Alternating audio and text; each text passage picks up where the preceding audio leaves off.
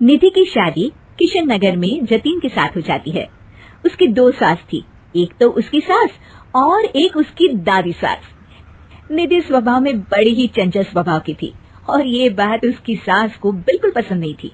एक दिन निधि हेडफोन लगाकर गाने सुन रही होती है और नाच रही होती है। तभी उसकी सास वहाँ आ जाती है।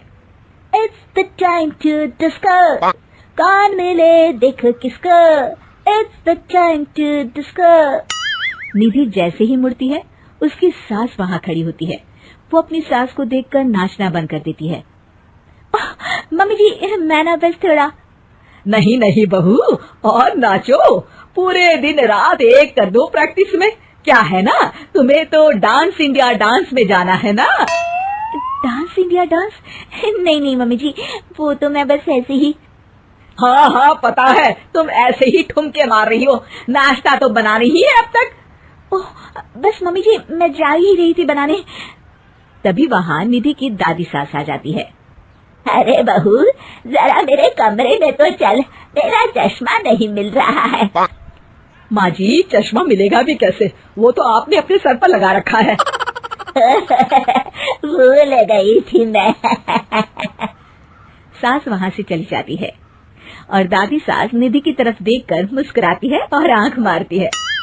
अगले दिन निधि टीवी देख रही होती है। तभी वहाँ उसकी सास आती है और कहती है, बहू ये क्या, दिन भर टीवी के सामने अपनी आंखें खराब करती रहती है तू। मम्मी जी, वो कोई काम नहीं था तो मैंने सोचा कि टीवी ही देख लूं। अच्छा, काम नहीं था, कोई नहीं, रात में घर में कुछ रिश्तेदार आ रहे हैं, उनका खाना बनाना है। चलिए बहुरानी जी। हैं? कितने लोग आ रहे हैं मम्मी जी? यही कोई 10-12 लोग होंगे। अभी से ही लग जाओ काम पर, समझी? उनकी खातिरदारी में कोई कमी नहीं रहनी चाहिए। सास वहाँ से चली जाती है। बाप रे, 10-12 लोग, इतने लोगों का खाना, इतना खाना तो एक साथ मैंने कभी नहीं बनाया। निधि रसोई में जाती है और सब्जी काटना शुरू करती है। सब्जी काटते हुए काफी वक्त बीत जाता है। तभी उसकी सास आती है। ये क्या, अभी तक सब्जी ही काट रही है? अरे अभी तक तो सब्जी बन भी जानी चाहिए थी। जल्दी जल्दी हाथ चलाओ बहू, मैं जरा मार्केट जा रही हूँ।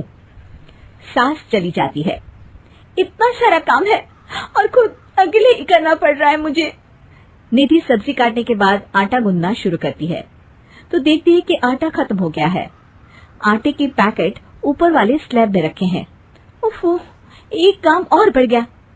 निधि आटा निकालने के लिए स्टूल पर चढ़ती है और पैकेट उतारने लगती है। तभी उसका बैलेंस बिगड़ता है और सारा आटा उसके ऊपर गिरता है। हे भगवान, मर गई रे, ये तो सारा आटा ही गिर गया। अब क्या करूं? आज तो सासू माँ से बहुत डांट पड़ेगी।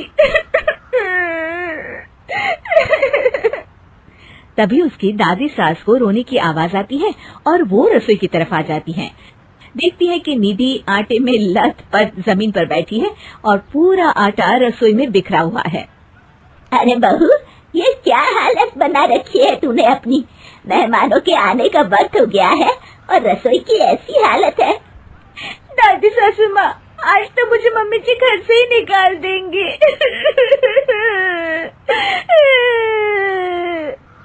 ओफो, रोना बंद भी करो और जल्दी से सफाई शुरू करो। चलो, खाना मैं बना देती हूँ। निधि सफाई में लग जाती है और दादी सास झटपट सारा खाना बना देती हैं। रात में सारे मेहमान खाने पर बैठते हैं। लीजिए ना, आज तो सारा खाना हमारी बहू ने बनाया है। सब खाना शुरू करते हैं। कैसा लगा आप लोगों को बहू के हाथ का खाना? खाना तो बहुत ही अच्छा बना है। हाँ हाँ, और ये पालक पनीर तो बहुत ही अच्छा है। ये सुनकर निधि बहुत खुश हो जाती है और अपनी सास की तरफ देखती है तो देखती है कि उसकी सास तो कुछ भी खा ही नहीं रही होती। अरे मम्मी जी, आप लीजिए ना, मैं परोसती हूँ आपको।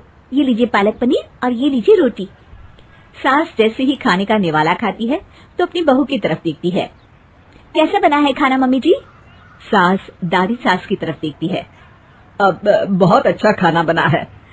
दादी सास समझ जाती है कि उसकी बहू को पता चल गया है कि खाना उन्होंने बनाया है और निधि ये सोचकर घबरा रही होती है कि अब उसकी सास उसका क्या हाल करेगी।